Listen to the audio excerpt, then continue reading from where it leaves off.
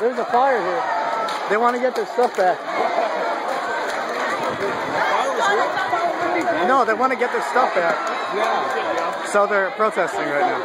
So what kind of... Why don't they just wait till Monday? Sure, you lose a phone or a few dollars, who cares? No, I would look for a bag. I am the only smart one here. I brought my phone. I brought my backpack, I meant. So do we just go home? Oh, well, I'm heading home. Yeah, I guess I'm gonna head home too. I just want to record this. This is funny. This is like, the last time there was a fire was 1966, so nobody has a plan for anything. Oh, yeah. Hey, you going home? I'm just gonna stand here and record this. This is funny. And then I'm gonna head home. Oh, they canceled school for the whole day, huh? There was a fire. Oh, yeah, in the sewer. Yes. Yeah, that's crazy. You can't be here when there's a fire. That's amazing, though.